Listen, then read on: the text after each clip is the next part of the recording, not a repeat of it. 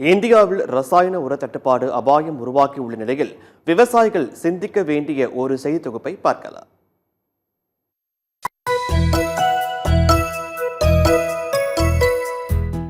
வளைகுடா நாடுகளில் நடக்கும் போர் காரணமாக இந்தியாவில் உர ஆலைகளுக்கு எரிவாயு விநியோகம் பாதிக்கப்பட்டுள்ளது. இதனால் உர ஆலைகள் தங்கள் உற்பத்தியை 50% குறைத்து விட்டதால் வேளாண்மைக்கு யூரியா தட்டுப்பாடு அபாயம் உருவாகியுள்ளது. பயிர்களின் வளர்ச்சியை ஊக்குவிக்கும் நைட்ரஜன் சத்துக்காகவே யூரியா உரம் பயன்படுத்தப்படுகிறது. டாஸ்மாக் விஷம் எப்படி ஒரு மனிதனை அடிமைப்படுத்தி மீண்டும் மீண்டும் குடிக்க வைத்து உடல் நலனை சீர்குலைக்கிறதோ, அதேபோல யூரியா போன்ற ரசாயன உரங்கள் மண் வளத்தை இழக்க வைத்து அதற்கு அடிமையாகி ரசாயன உரம் போட்டால்தான் பயிர்கள் வளரும் என்ற நிலைக்கு மண்ணின் தன்மை மாறிவிட்டது.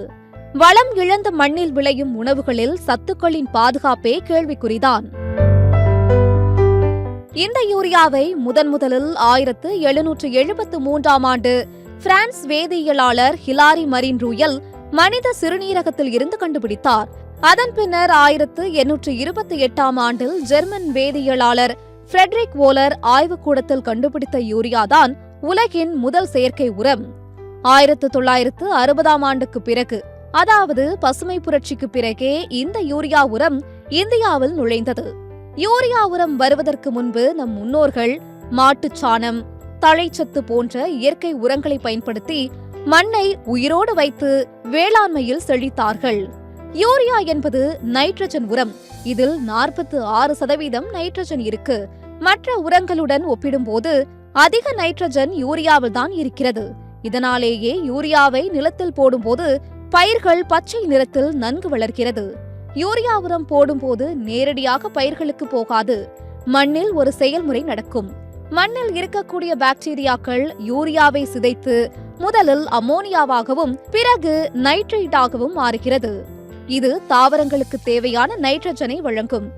அதே வேளையில் மற்றொரு பெரிய ஆபத்துகளும் உள்ளன.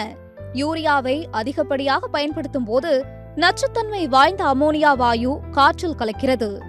உடல் நலனுக்கு கடுமையான ஆபத்தை ஏற்படுத்தக்கூடிய நைட்ரேட் நிலத்தடி நீரில் அதிக அளவில் கலக்கிறது. இதன் நீரை அருந்துவதால் சிறுநீரக பாதிப்பு, தலைவலி, மயக்கம், வயிற்றுப்போக்கு, வயிற்று வலி, இதய துடிப்பு அதிகரிப்பு போன்ற உடல்நல பாதிப்புகளை நைட்ரேட் ஏற்படுத்தும். 1 லிட்டர் நிலத்தடி நீரில் நைட்ரேட் அளவு 45 மில்லிகிராமுக்கு குறைவாகவே இருக்க வேண்டும். ஆனால் அனுமதிக்கப்பட்ட நைட்ரேட் அளவை விட 40% அதிகமாக இருப்பதாக கடந்த ஆண்டு மத்திய நீர்வளத்துறை அமைச்சகம் அதிர்ச்சி ஆய்வறிக்கையை வெளியிட்டது. நாம் பயிர்களுக்கு யூரியா போடும்போது அனைத்து பயிர்களுமே அதனை பயன்படுத்தாது. பயிர்கள் பயன்படுத்தாத யூரியாவின் ஒரு பகுதி மண்ணில் வேதியியல் மாற்றம் நடந்து நைட்ரஸ் ஆக்சைடாக மாறும்.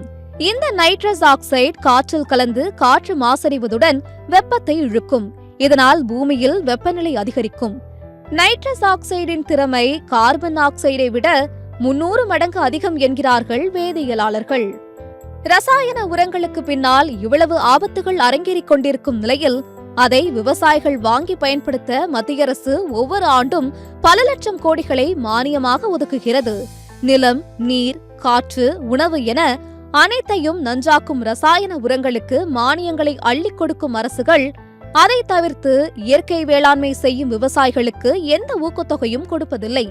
ரசாயன உர நிறுவனங்களுக்கு அள்ளிக் கொடுப்பதில் சிறிய தொகையை விவசாயிகளிடம் கொடுத்திருந்தால் இயற்கை வேளாண்மையில் கவனம் செலுத்தியிருப்பார்கள். இன்று யூரியா தட்டுப்பாடு என்ற சூழலை கண்டு அஞ்சியிருக்க வேண்டியதில்லை. யூரியா மூட்டையில் 46% நைட்ரஜன் இருக்கும் என்று எழுதியிருக்கும். ஆனால் வீசும் காற்றிலேயே 78% நைட்ரஜன் இருக்கும் என்று நாம பள்ளிக்கூடத்துல படிக்கிறோம். காற்றிலேயே அவ்வளவு அதிகமா நைட்ரஜன் இருக்கும்போது எதுக்கு தாலியை அடகு வச்சு யூரியா வாங்கி மண்ணுக்கு போடணும் என்று நமது இயற்கை வேளாண் அறிஞர் நம்மாழ்வார் அடிக்கடி கேள்வி எழுப்புவார். காற்றில் இருக்கிற நைட்ரஜனை இழுத்து மண்ணுக்கு கொடுக்கிற தட்டை பயிறு, உளுந்து, துவரை மாதிரியான பயிர் வகைகளையும் மண்ணை வளமாக்கும் நுண்ணுயிர்களையும் வளர்த்தாலே போதும் என கூறி நம்மையெல்லாம் யோசிக்க வைத்து சென்றார் நம்மாழ்வார். சத்தியம் செய்திகளுக்காக ஃப்ரைடே ஃபார் ஃபார்மர்ஸ் இயக்கம்.